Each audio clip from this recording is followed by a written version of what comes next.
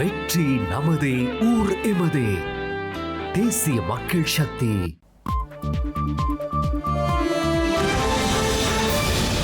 வணக்கம்.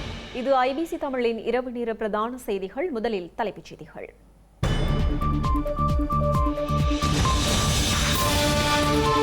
ஊடகங்களுக்கு அச்சப்படும் அனுர அரசு. அமைச்சரவை சந்திப்புக்கு புதிய கட்டுப்பாடுகளை விதிக்க தீர்மானம். கனேடிய நாடாளுமன்றத்தில் 2 ஈழத்தமிழர்கள் வெற்றி வாகை சூடிய கரி மற்றும் யுவனிதா. கிழக்கு பல்கலையில் தொடரும் சிஐடியினரின் சோதனை. பிள்ளையானின் குற்றங்களை மையப்படுத்தி விசாரணை. காங்கேசன்துறை பலாலி வீதி ஊடாக 35 ஆண்டுகளின் பின் பேருந்து சேவை. தேர்தல் நெருக்கும் நிலையில் நகர்வு. உயிர்த்த ஞாயிறு குறித்த அமெரிக்காவின் புலனாய்வு அறிக்கை நிராகரித்தால் பாதக விளைவுகள் ஏற்படும் என எச்சரிக்கும் ரணில். கட்டாய கடன் அறவீட்டுக்கு சிறை. தமிழ்நாட்டு சட்டசபையில் தீர்மானம் நிறைவேற்றம். நாடாளுமன்ற ஆசனத்தை இழக்கும் கனேடிய எதிர்க்கட்சித் தலைவர். ட்ரம்ப் மீது மீண்டும் விமர்சனத்தை முன்வைத்த கனேடிய பிரதமர்.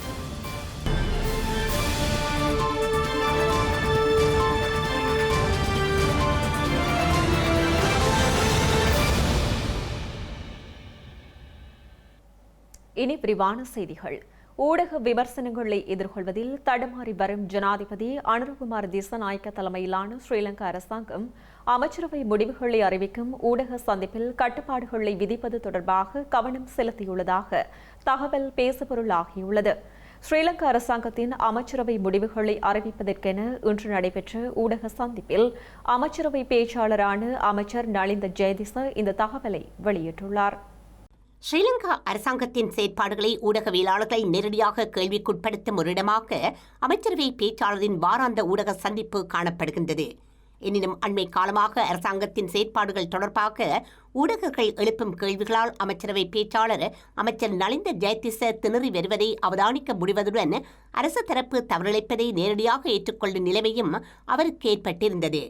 இந்த நிலையில் எதிர்காலத்தில் ஊடகவியலாளர்களுக்கான அடையாள அட்டைகள் உள்ளவர்களை மட்டுமே அமைச்சரவை ஊடக சந்திப்புகளில் அனுமதிப்பது குறித்து கவனம் செலுத்தப்பட்டுள்ளதாக நலிந்த ஜெயதிச தெரிவித்தார். அமைச்சரவை எடுத்த முடிவுகள் குறித்து தெரிவிக்கவே அமைச்சரவை ஊடக சந்திப்புக்கு தாம் வருவதாகவும் அவை தொடர்பாக எழும் கேள்விகள் மற்றும் ஏனைய சில அத்தியாவசிய கேள்விகளை மட்டுமே கேட்க முடியும் என்றும் அவர் சுட்டிக்காட்டினார். இதன் பிரகாரம் எதிர்காலத்தில் புதிய நடவடிக்கைகளுக்கேற்ப அமைச்சரவை ஊடக சந்திப்பை நெறிப்படுத்த நடவடிக்கை எடுக்கப்படும் எனவும் அமைச்சரவை பேச்சாளர் வைத்தியர் நலிந்த ஜெயதிச மேலும் தெரிவித்தார். ஸ்ரீலங்காவின் உள்ளூராட்சி மன்ற தேர்தலில் வடக்கு கிழக்கில் உள்ள தமிழ் மக்கள் தமிழ் தேசிய கட்சிகளுக்கு வாக்களிக்க தவறும் பட்சத்தில் பாதிப்புகளை எதிர்கொள்ள நேரிடும் என ஜனநாயக தமிழ் தேசிய கூட்டணியின் இணைத் தலைவர் தர்மலிங்கம் சித்தார்த்தன் தெரிவித்துள்ளார். எனவே மக்கள் தமிழ் தேசிய கட்சிகளுக்கு வாக்களிக்க வேண்டும் என யாழ்ப்பாணத்தில் இடம்பெற்ற ஊடக சந்திப்பில் அவர் கேட்டுக் கொண்டுள்ளார். ஒரு சபையை அமைக்க தவறினால் வடகிழக்கிலே மீண்டும் ஜேவிபி பெரும்பான்மையான ஆசனங்களை பெற்று இந்த உள்ளூராட்சி சபைகளையும் அமைக்குமாக இருந்தால் தமிழ் மக்கள் அவர்கள் கூறுவது போல உலகம் முழுக்க கூறி செல்வது போல முழுமையாக தமிழ் மக்கள் தமிழ் தேசியத்திலிருந்து விலகி வந்து தங்களுடன் நிற்கின்ற அந்த அவர்களுடைய கூற்று உண்மையாக்கி விடுவார்கள் என்பதிலே அவர்கள் ஐயங்கொள்ள தேவையில்லை. ஆகவே தமிழ் மக்கள் நிச்சயமாக ஒரு தமிழ் தேசிய கட்சிக்கு வாக்களிக்க வேண்டும். அதிலும் எங்களை பொறுத்த மட்டில் எங்களுடைய கட்சிக்கு நீங்கள் வாக்களியுங்கள். நாங்கள் எந்த இடங்களிலே எங்களுடைய அங்கத்தவர்கள் கடந்த காலங்களிலே இருந்தார்களோ அல்லது சபைகளை பரிபாலித்தார்களோ அங்கு நீங்கள் பார்த்தீர்கள் என்றால் மிக சிறப்பாக நாங்கள் செய்திருக்கின்றோம். அதே போல இம்முறையும் இந்த சபைகளை சிறப்பாக செய்வதற்கு சிறப்பாக வழிநடத்துவதற்கு நீங்கள் எங்களுக்கு வாக்களித்து எங்களுடைய கட்சியை சபைகளுக்கு பெரும்பான்மையாக தெரிவு செய்ய வேண்டும் என்று தயவாக அன்பாக கேட்டுக்கொள்கிறேன். ஸ்ரீலங்கா அரசாங்கம் மக்களுக்கு பொய் வாக்குறுதிகளை கொடுத்து அவர்களை ஏமாற்றுவதாக நாடாளுமன்ற உறுப்பினர் ரசானகியன் தெரிவித்துள்ளார். மட்டக்களப்பு ஏறாவூர் பற்று செங்கலடி பிரதேச சபைக்குட்பட்ட 12ஆம் வட்டார தேர்தல் பிரச்சார கூட்டத்தின் போதே அவர் இவ்வாறு குறிப்பிட்டுள்ளார். ஏறாவூர் பட்டிலே தான் எல்லா அமைச்சர்மார் கேபினட் அமைச்சர்மார் முழு பேரும் ஏறாவூர் பட்டு கேபினட் கண்டிதி ஒன்று இல்ல.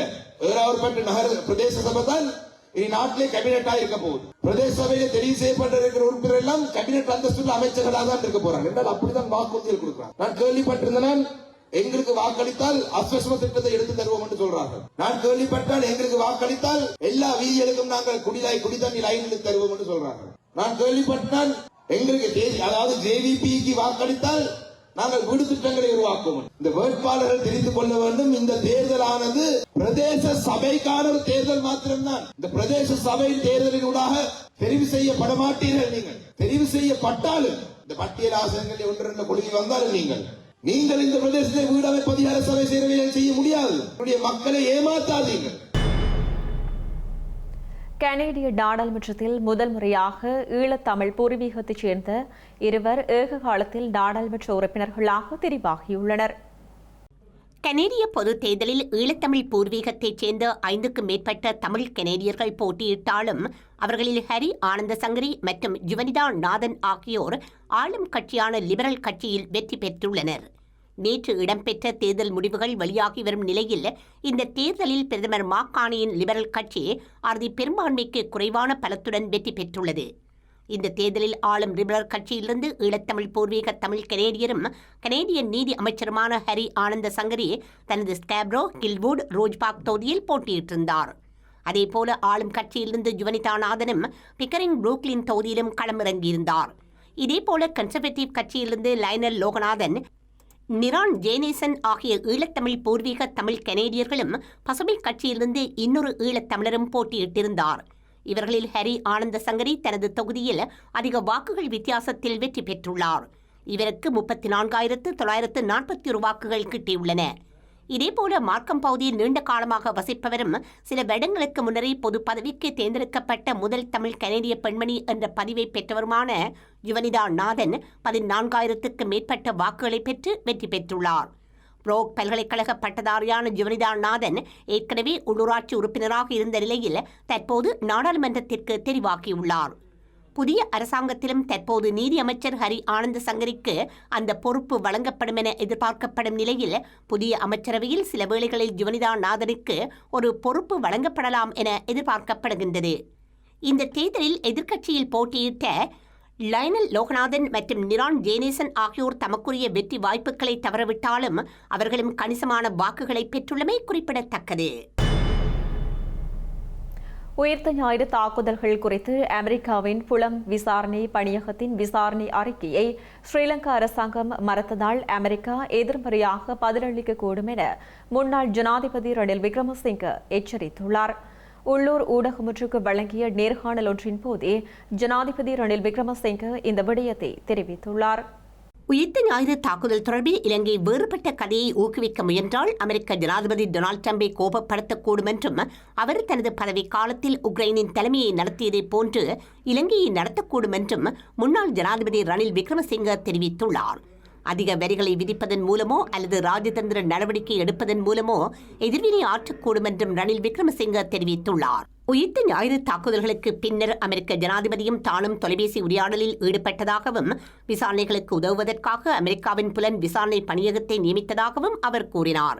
சஹ்ரான் ஹாசிம் தான் உயிர்த்த ஞாயிறு தாக்குதலுக்கு மூளையாக செயற்பட்டவர் என்று அமெரிக்காவின் புலன் விசாரணை பணியகத்தின் விசாரணை அறிக்கையை தான் நம்புவதாக அவர் கூறினார்.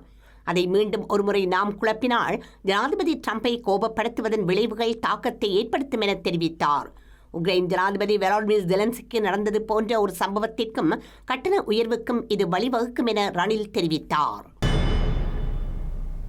ஸ்ரீலங்காவின் உள்ளூராட்சி சபை தேர்தலில் போட்டியிடும் கல்வித்துறையைச் சேர்ந்த பல ஊழியர்கள் ஏப்ரல் மாதத்திற்குரிய சம்பளத்தை பெற்றுள்ளதாக இலங்கை ஆசிரியர் சங்கம் தெரிவித்துள்ளது. இது தேர்தல் சட்டம் மற்றும் நிறுவன கோவையை மீறும் செயலாகும் எனவும் இலங்கை ஆசிரியர் சங்கம் சுட்டிக்காட்டியுள்ளது. அதிபர்கள், ஆசிரியர்கள், ஆசிரிய ஆலோசகர்கள் மற்றும் கல்விசாரா ஊழியர்கள் உட்பட கல்வித்துறையின் 400க்கும் மேற்பட்ட ஊழியர்கள் உள்ளூராட்சி தேர்தலில் போட்டியிடுவதாக இலங்கை ஆசிரியர் சங்க தலைவர் பிரியந்த பெர்னாண்டோ தெரிவித்துள்ளார். தேர்தல் சட்டத்தின் கீழ் தேர்தலில் போட்டியிடும் எந்த ஒரு பணியாளர் தர அதிகாரியும் அந்த பதவியில் இருந்து விலக வேண்டும் என்பதுடன் ஏனையவர்கள் ஊதியமில்லாத விடுப்பு எடுக்க வேண்டும் என அனுராதபுரத்தில் வைத்து அவர் கூறியுள்ளார். எனினும் உள்ளூராட்சி சபை தேர்தலில் போட்டியிடுபவர்களில் 90% இந்த நிபந்தனைகளை மீறியுள்ளதாக அவர் சுட்டிக்காட்டினார். வடமத்திய மாகாணத்தில் மட்டும் உள்ளூராட்சி தேர்தலில் போட்டியிடும் 48 ஆசிரியர்களில் 6 பேர் மட்டுமே சம்பளமில்லாத விடுப்பு எடுத்துள்ளதாகவும் அவர் குறிப்பிட்டுள்ளார். ஊதியமில்லாத விடுப்பு எடுக்காமல் தேர்தலில் போட்டியிடும் அதிபர்கள், ஆசிரியர்கள் மற்றும் ஏனைய ஊழியர்களின் ஏப்ரல் மாத சம்பளம் அவர்களின் வங்கிக் கணக்குகளிலிருந்து எடுக்கப்பட்டதாக தொழிற்சங்க தலைவர் கூறியுள்ளார். இருப்பினும் ஊதியம் பெறாத, விடுப்பு எடுக்காமல் தேர்தலில் போட்டியிடும் எந்தவொரு அதிகாரியும் தனது சம்பளத்தை பெறுவது ஒரு விதி மீறல் என அனுராதபுரம் மாவட்ட செயலாளரும் தேர்தல் அதிகாரியுமான ரஞ்சித் விமலசூரிய குறிப்பிட்டுள்ளார். இந்த தேவையை மீறும் எந்தவொரு வேட்பாளரதும் வேட்பு மனுவும் மீளெடுக்கப்படும் என்பதுடன் ஒழுங்கு நடவடிக்கை எடுக்கப்படுவதை தவிர்க்க சம்பளம் பெற்றுக்கொண்ட வேட்பாளர்கள் அதனை உடனடியாக திருப்பித் தர வேண்டும் என அவர் மேலும் வலியுறுத்தியுள்ளார். இலங்கையில் நீடித்த யுத்தம் காரணமாக கடந்த 3 தசாப்த காலங்களுக்கு மேலாக இடைநிறுத்தப்பட்டிருந்த காங்கேசன்துறை பலாலி பேருந்து சேவை இன்று ஆரம்பிக்கப்பட்டுள்ளது. ஸ்ரீலங்கா போக்குவரத்து சபையினால் இந்த சேவை முன்னெடுக்கப்படுகின்றமை தொடர்பாக மக்கள் மகிழ்ச்சி தெரிவித்துள்ளனர். உயர் பாதுகாப்பு வலய பாதுகாப்பு நடவடிக்கைகள் காரணமாக காங்கேசன்துறை மற்றும் பலாலிக்கு இடையிலான பயணிகள் பேருந்து சேவை கடந்த 35 ஆண்டுகளாக இடைநிறுத்தப்பட்டிருந்தது. இதன் காரணமாக இந்த வீதி ஊடாக பொதுமக்கள் பயணம் செய்ய முடியாத நிலைமை காணப்பட்டதுடன் பயணிகள் யாழ்ப்பாணத்திலிருந்து காங்கேசன்துறை வரை மாத்திரமே சென்று வரக்கூடிய நிலைமை காணப்பட்டிருந்தது. எனினும் கடந்த 10ஆம் தேதி பலாலி வரையான வீதி நிபந்தனைகளுடன் விடுவிக்கப்பட்டிருந்த நிலையில் இன்றைய தினம் பேருந்து சேவையும் ஆரம்பிக்கப்பட்டுள்ளது. இந்த வீதி ஊடான பேருந்து சேவை நேர அட்டவணை தொடர்பாக பின்னர் அறியத் தருவதாக பிராந்திய முகாமையாளர் தெரிவித்தார். இந்த நிகழ்வில் தேசிய மக்கள் சக்தி நாடாளுமன்ற உறுப்பினரான வைத்தியர் பவானந்த ராஜா, ஸ்ரீலங்கா போக்குவரத்து சபையின் தலைவர் ஜீவிக புரசிங்க மற்றும் போக்குவரத்து சபை ஊழியர்கள் உள்ளிட்ட பலர் பங்கேற்றிருந்தனர். கிழக்கு பல்கலைக்கழகத்தில் ஸ்ரீலங்கா குற்றப்புலனாய்வு பிரிவினர் கடந்த 3 நாட்களாக சோதனை மேற்கொண்டுள்ளனர். கடந்த 2004ஆம் ஆண்டு முதல் ஆவணங்களை அவர்கள் சோதனையிட்டு விசாரணைகளை மேற்கொண்டுள்ளதாக காவல்துறை உயரதிகாரி ஒருவர் தெரிவித்தார். கிழக்கு பல்கலைக்கழக உபவேந்தர் பேராசிரியர் எஸ். ரவீந்திரநாத் கடந்த 2006 டிசம்பர் 15ஆம் தேதி கொழும்பில் இருந்து மட்டக்களப்பு நோக்கி வாகனத்தில் பயணித்த நிலையில் அவர் கொழும்பில் வைத்து கடத்தப்பட்டு காணாமலாக்கப்பட்டார். இந்த சம்பவம் தொடர்பாக பிள்ளையான் என்றழைக்கப்படும் தமிழ் மக்கள் விடுதலை புலிகள் கட்சித் தலைவரும் முன்னாள் ராஜாங்க அமைச்சருமான சி. சந்திரகாந்தனை கடந்த 8ஆம் தேதி குற்ற புலனாய்வு பிரிவினர் கைது செய்துள்ளனர். இதனையடுத்து குறித்த பல்கலைக்கழகத்தில் கடந்த 23, 24, 25ஆம் தேதிகளில் கொழும்பிலிருந்து சென்ற குற்ற புலனாய்வு பிரிவினர் 2004ஆம் ஆண்டு தொடக்கமுள்ள ஆவணங்கள் மற்றும் ஒரு சில விரிவுரையாளர்களின் ஆவணங்களை சோதனை செய்துள்ளதுடன் விசாரணைகளையும் மேற்கொண்டுள்ளனர். ஸ்ரீலங்கா ஜனாதிபதி அனுரகுமார் திசநாயக்க அடுத்த மாதம் அரசுமுறை பயணமாக வியட்நாமுக்கு செல்லவுள்ளார். மே மாதம் 3ஆம் தேதி கொழும்பில் இருந்து செல்லும் ஜனாதிபதி 6ஆம் தேதி வரை வியட்நாமில் தங்கியிருப்பார் என ஸ்ரீலங்காவின் அமைச்சரவை பேச்சாளரான அமைச்சர் வைத்தியர் நலிந்த ஜெயதிச தெரிவித்துள்ளார்.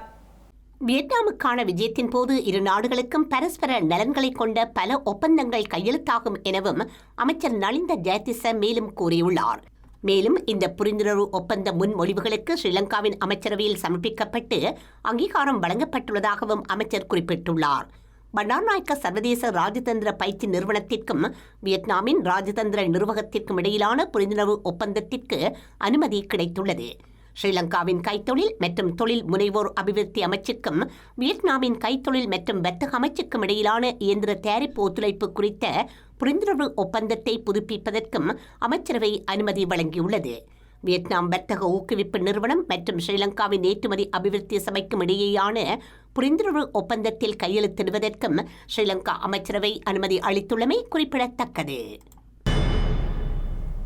ஸ்ரீலங்காவின் போக்குவரத்து சபையின் முன்னாள் பிரதி தலைவர் எல்.ஏ. விமலரத்ன குற்றப்புலனாய்வு துறையினரால் கைது செய்யப்பட்டுள்ளார்.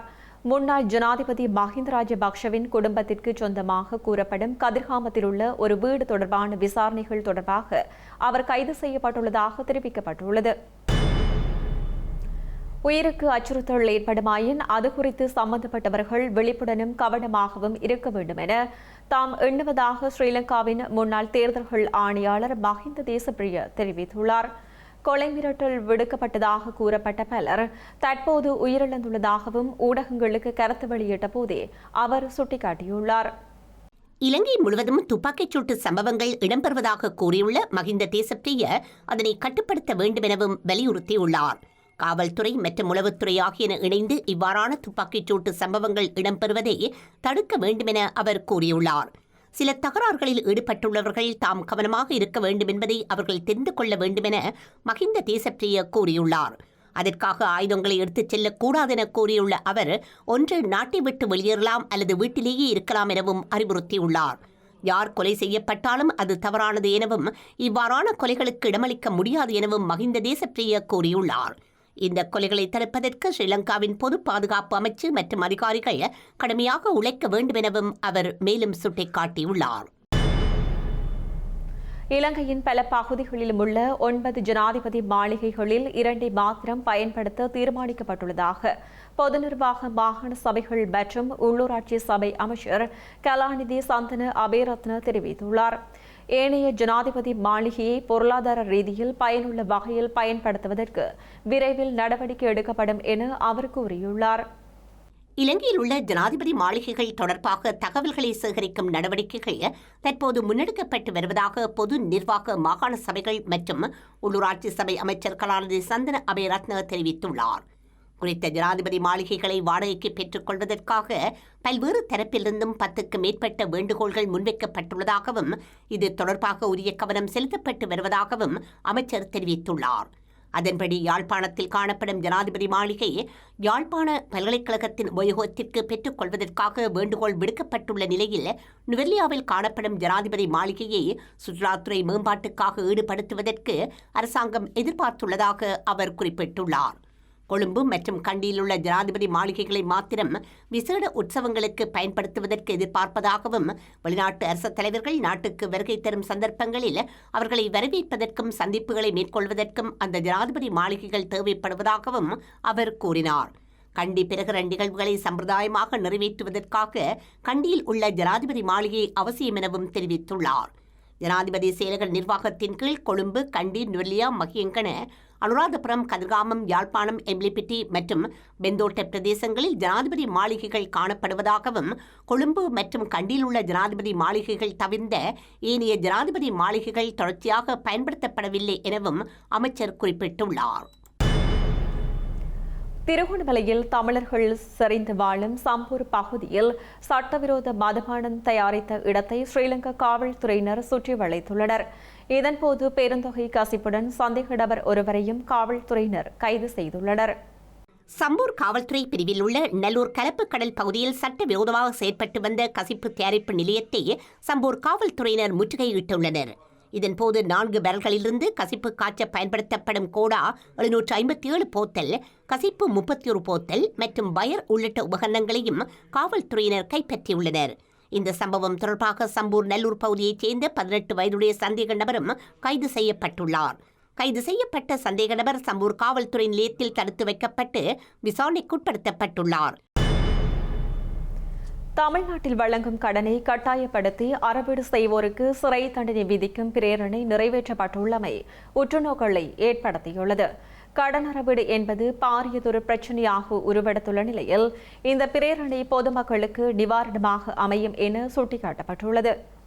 தமிழ்நாட்டின் துணை முதலமைச்சர் உதயநிதி ஸ்டாலின் கடந்த 26ஆம் தேதி கட்டாய கடன் அறவீட்டு தடுப்பு பிரேரணையை சட்டப்பேரவையில் தாக்கல் செய்தார். இந்த பிரேரணை இன்று நிறைவேற்றப்பட்டுள்ளது. இந்த பிரேரணையின் பிரகாரம் பணக்கடன் வழங்கும் நிறுவனங்கள் கடனை வலுக்கட்டாயமாக அறவிட்டால் 3 ஆண்டு சிறை தண்டனையுடன் 5 லட்சம் ரூபாய் அபராதம் விதிக்கப்படும் என சுட்டிக்காட்டப்பட்டுள்ளது. மேலும் வலுக்கட்டாயமாக கடனை அறவிடும் போது கடன் பெற்றவர்கள் தற்கொலை செய்து கொண்டால் கடன் வழங்கிய நிறுவனம் தற்கொலைக்கு தூண்டியதாக கருத எனவும் தெரிவிக்கப்பட்டுள்ளது. வலுக்கட்டாய நடவடிக்கைகளில் கடனை அறவிட்டால் பிணையில் வெளிவர முடியாத அளவிற்கு சிறை தண்டனை விதிக்கப்படும் உள்ளிட்ட சரத்துக்கள் இந்த பிரேரணையில் இடம்பெற்றுள்ளது. இந்த பிரேரணையின் பிரகாரம் கடன் பெறுவோருக்கும் கடன் வழங்கும் நிறுவனத்திற்கும் இடையே உள்ள பூசல்களை தீர்த்து வைக்க குறை தீர்ப்பாயரை அரசு நியமிக்கலாம் எனவும் தெரிவிக்கப்பட்டுள்ளது. கனேடிய பிரதமர் மார்க் ஹனி வரலாற்று வெற்றியை பதிவு செய்துள்ளதுடன் இந்த வெற்றியை ஆதரவாளர்களுடன் கொண்டாடி வருகின்றார். இதனிடையே கனடாவில் மீண்டும் எழுச்சி பெற்றுள்ள எதிர்க்கட்சியான கன்சர்வேட்டிவ் கட்சியின் தலைவர் பியேவ் பொயர்லிவ்ரே தனது நாடாளுமன்ற ஆசனத்தை இழக்கும் நிலைமையை எதிர்கொண்டுள்ளார். இந்த நிலையில் உக்ரைன் ஜனாதிபதி, இந்திய பிரதமர் உள்ளிட்ட பல்வேறு உலக நாடுகளின் தலைவர்களும் பிரதமர் மார்க் ஹனிக்கு வாழ்த்துக்களை தெரிவித்து வருகின்றனர். கனடாவில் இந்த முறை பொதுத் தேர்தலில் படுதோல்வியை சந்திக்கும் என எதிர்பார்க்கப்பட்ட லிபரல் கட்சியை மீண்டும் தூக்கி நிறுத்தியுள்ள மார்க் கார்னி நாட்டின் பிரதமராக மீண்டும் பதவியேற்பார் என எதிர்பார்க்கப்படுகின்றது. இந்த தேர்தலில் வாக்குகள் தொடர்ந்து எண்ணப்படும் நிலையில் ஆளும் லிபரல் கட்சி ஆட்சி அமைப்பதற்கு தேவையான 172 ஆசனங்களை விட ஒரு சில ஆசனங்களை குறைவாக பெறும் என கணிக்கப்பட்டுள்ளது. இந்த செய்தி எழுதப்படும் போது ஆளும் லிபரல் கட்சி 168 ஆசனங்களையும், கன்சர்வேட்டிவ் கட்சி 144 ஆசனங்களையும், கியூபெக் கட்சி 23 ஆசனங்களையும், தேசிய ஜனநாயக கட்சி 7 ஆசனங்களையும், பசுமை கட்சி 1 ஆசனத்தையும் பெறும் நிலையில் காணப்பட்டது. இந்த நிலையில் ஓட்டாவாவில் உள்ள கட்சி தலைமையகத்தில் ஆற்றிய வெற்றியுரையில் அமெரிக்க ஜனாதிபதி டொனால்டு டிரம்பை மார்க் கார்னி விமர்சித்துள்ளார். கனடாவை சொந்தமாக்கும் டொனால்டு டிரம்பின் முயற்சி ஒருபோதும் வெற்றி பெறாது என கனடாவின் ஆளும் லிபரல் கட்சி தலைவர் சூளுரைத்துள்ளார். நாட்டின் இறையாண்மையை குறைத்து மதிப்பிடும் எந்தவொரு முயற்சியையும் முறியடிப்பதாகவும் மார்க் கார்னி மேலும் தெரிவித்துள்ளார். கனேடிய பிரதமரின் இந்த கருத்திற்கு அமெரிக்க ஜனாதிபதி டொனால்டு டிரம்பிடமிருந்து இதுவரை எந்தவொரு கருத்தும் வெளியிடப்படவில்லை. இந்த நிலையில் கனடாவின் அடுத்த பிரதமராக பதவியேற்பார் என பலராலும் எதிர்பார்க்கப்பட்ட கன்சர்வேட்டிவ் கட்சி தலைவர் பியேவ் பொய்லிவ்ரே தனது ஆசனத்தை தக்க வைத்துக் கொள்ள முடியாத நிலைமையை எதிர்கொண்டுள்ளார். ஒன்ராரியோவின் கால்டன் தொகுதியில் போட்டியிட்ட அவர் லிபரல் கட்சி வேட்பாளர் ப்ரூஸ் ஃபெயின்ஜோயிடம் தோல்வியடையும் நிலைமையை எதிர்நோக்கியுள்ளார். செய்திகளின் நிறைவாக மீண்டும் தலைப்புச் செய்திகள்.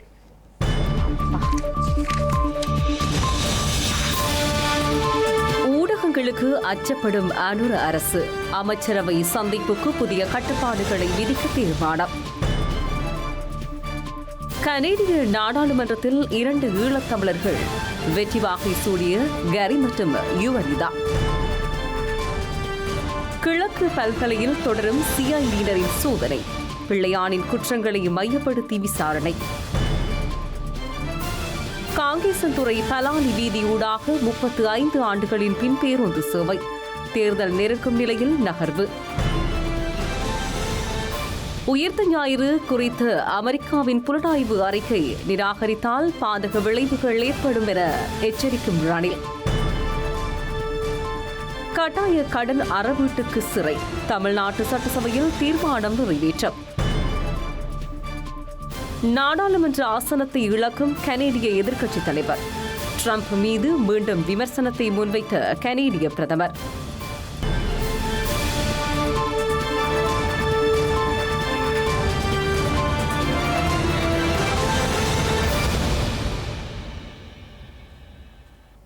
இத்துடன் ஐபிசி தமிழின் இரவு நேர பிரதான செய்திகள் நிறைவு பெற்றன. உடனுக்குடன் செய்திகளை அறிந்து கொள்ள ibctamil.com என்ற நமது இணையதளத்தை பார்வையிடுங்கள். வணக்கம்.